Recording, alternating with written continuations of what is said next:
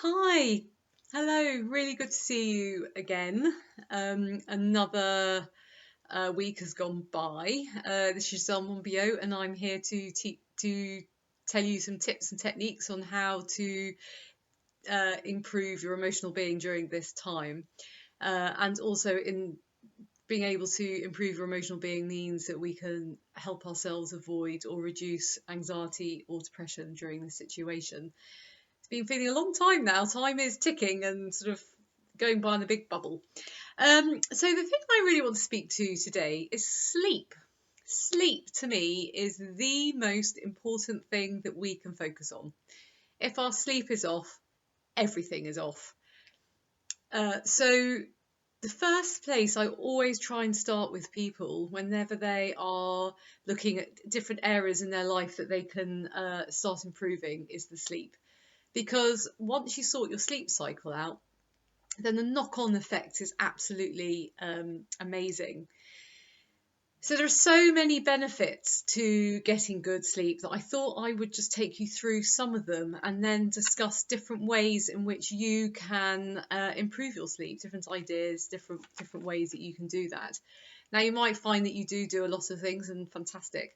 But if you are having trouble in sleeping, then there are ways to sort that out, and maybe just tweaking your sleep routine in a certain way might make all the difference. I know the difference. How I feel and how I respond to life is completely different when I've had a good night's sleep or when I haven't. So my whole experience in life is ensuring I get a good night's sleep. So, excuse me, the getting a good night's sleep is vital for both physical and emotional health. If you get a good night's sleep, one of the main benefits is it reduces our stress. When we are tired, our brain goes into hyper alert. It puts us in that stress response quite naturally because nothing's completely functioning correctly. Our brain waves are sort of incoherent. They're not able to grab hold of what they need to do to be able to organize your day, how to respond effectively and rationally. Everything is so much more difficult. So, one of the major benefits is it reduces your stress levels. So, if you're feeling stressed, make sure that you get a good night's sleep. Um, it can also really help you with your memory. I'm not particularly known for my amazing memory, but my memory is often far worse if I haven't had a good night's sleep. Our brain, going back to just our brain function, our brains just can't function in the way they need to be able to recall. And also, when we're asleep, we are filing away short term memory stuff into long term. So it means that the next day we're able to access memory better because it's been filed in a different area. So if we don't have that good night's sleep, it means our memory banks aren't being filed correctly, which makes it harder to access whatever it is that we need to access. Also, it can help reduce blood pressure because you are in a more relaxed state for a longer period of time. And being able to be in that relaxed state for longer means that the stress within the body is calming down, which then in itself helps to reduce blood pressure. I'm not saying that it's the only story to high blood pressure at all, but it can be very effective for that. It also boosts your immune system to get a good night's sleep. So, when we are sleeping, this is when our body heals. Physically, we heal, emotionally, we heal. And if our sleep cycles are messed up, it means that we aren't going to be getting the deep sleep that we need. And the deep sleep is when our physical body heals. The repair happens, the growth happens, the nurturing happens. When we're on the go all the time, we will be taking stuff from our bodies. So when we're resting, this is when our bodies heal and repair itself. So it's really important, and it means that any injuries can be helped healed, but also just our cells get a chance to nourish and to grow. Our organs get an opportunity to rest and be healed.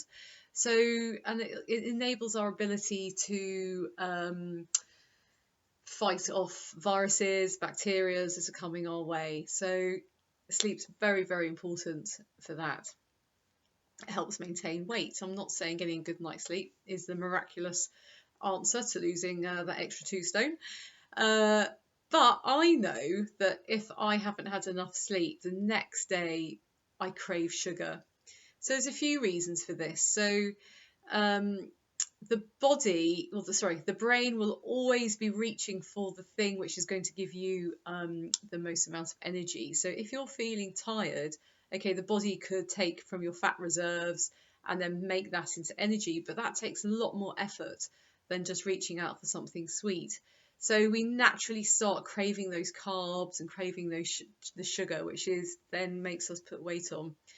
Also, another thing that happens when we don't get enough sleep, the hormone that lets us know that we are full when we eat doesn't work so effectively. It's not released in the same way as when we have done. So this means then that we are not going to know so well when we are satiated, when we are full. So it means that we will carry on eating further than we would normally or we would need to.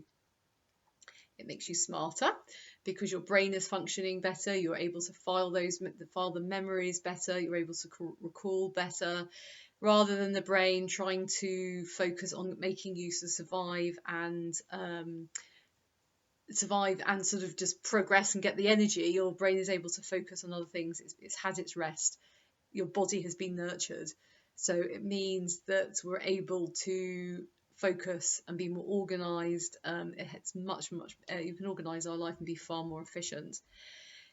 It's also said to help with heart health as well. I'm no doctor, so I but this is just how I understand, because it reduces the stress.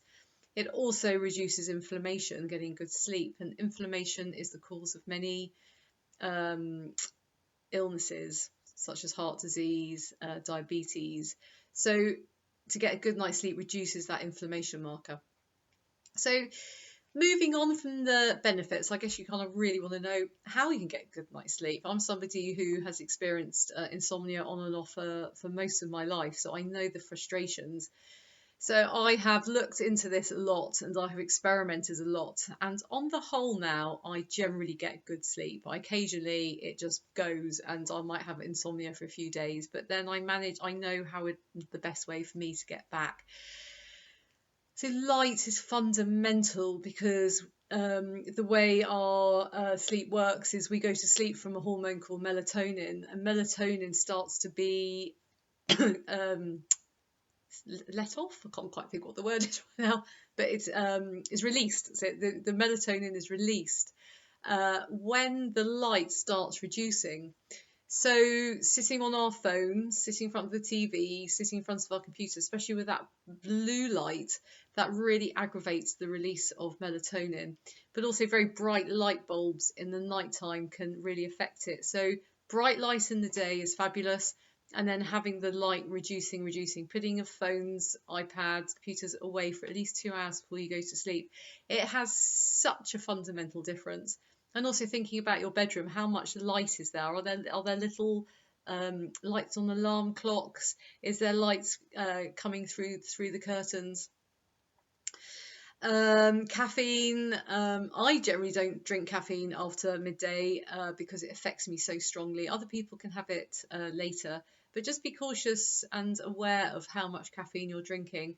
And caffeine can take up to 6 hours to get out of your system. So the recommendation is not to drink caffeine for at least 7 hours before you sleep. Your routine is really important. So routine can mean your bedtime routine, so what you do before you go to bed. So I have a very set routine at night, so my body really knows that it's time to go to sleep. But also the time you go to sleep and the time you wake up. If you try and keep that to be the same 7 days a week, even at the weekends, you will find that will really help, because you just get into that circadian cycle, which means that your body just knows when it's time to wake up and it knows when to go to sleep, and it does all the preparations that it needs. So that's really, really helpful. A lot of people might drink alcohol because they say that it relaxes them and helps them get a good night's sleep. Just one glass of wine can really impact the quality of your sleep. And so you can maybe not feel quite so refreshed. So avoiding alcohol in the evening. Making your bedroom a lovely place to sleep, having it tidy, having it just a haven, somewhere that you can relax, a place where you can completely be at peace. Don't eat a big meal too late, because that really affects how your body reacts and the release of melatonin. Warm bath an hour or so before you go to bed. I like to sprinkle Epsom bath salts into mine, because that just makes me sleep, because they really relax your muscles. And try and get exercise in the day. If you exercise in the day, that can really help. If you exercise too late at night, then that can impact your sleep in not a particularly good way, because it starts releasing the wrong chemicals. But if you get good exercise, move your body in the day, that really helps. And also meditation, sleeping techniques, breathing techniques. So the breathing techniques I have been teaching on these Facebook chats I've been doing, they can be really helpful. So there's lots of things you can do to help you get to sleep, and it's really, really worth it. I promise you, it just can make life so much better. And if you get a good night's sleep, it means you have more energy to do the exercise. It means you can start making better food choices. And also your mood is better. You're generally a happier person. You're generally less irritable, and life feels a happier place to be. So good luck with your sleep. I hope my tips have helped you, and I'll see you next week.